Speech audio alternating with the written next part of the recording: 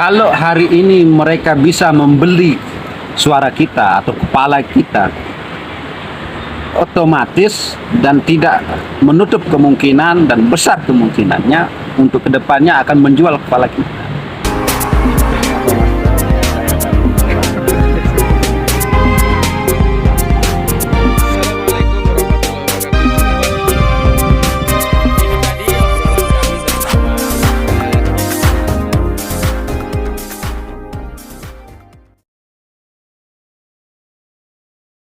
Terkait itu ya, tentang PKH, tidak ada celah sedikit pun untuk bisa menjadikan itu sebagai dasar ataupun sebagai alasan untuk menarik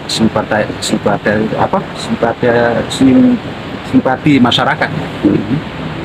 Tidak ada sedikit, tidak ada celah itu. Karena itu bukan program dari daerah, bukan dari provinsi, karena itu dari pusat. Karena pendataannya itu yang disebut namanya Badan Statistik, ya kan? Statistik. Ya, statistik. Jadi tidak ada alasan itu. Kalau ada calon yang mengatakan, oh kalau nanti saya jadi, saya akan data PKH, kemudian saya akan berikan kepada orang yang belum dapat. Tidak ada itu. Tidak ada hak kepala desa itu untuk bisa memberikan.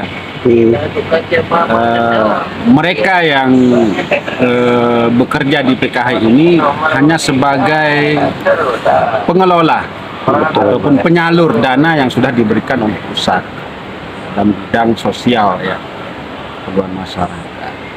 Jadi jangan sampai masyarakat ini mau dibodohi, atau mungkin dari calon jangan sampai membodohi masyarakat dari informasi yang tidak benar. Saya kira itu.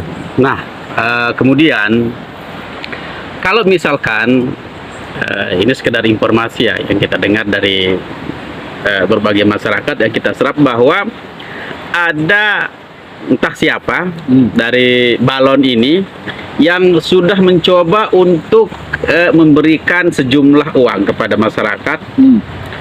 Entah itu tujuannya apa, apakah untuk menaikkan elektabilitasnya atau meminta untuk dipilih, kita tidak tahu tujuannya apa. Yang jelas sempat beredar kabar bahwa ada salah seorang dari calon itu yang menggunakan politik uang. Bagaimana Anda menanggapi hal itu? Saya tidak tahu pasti ya apakah itu dari calon atau mungkin dari timnya. Betul. Tapi kalau dia dari calon, saya rasa begini dia. Kalau hari ini mereka bisa membeli suara kita atau kepala kita, otomatis dan tidak menutup kemungkinan dan besar kemungkinannya untuk kedepannya akan menjual kepala kita. Artinya kebijakannya nanti itu tidak merata, tidak adil, tidak jujur, tidak amanah. Akan ada besar kemungkinannya yang namanya korupsi. Gitu. Karena banyak desa yang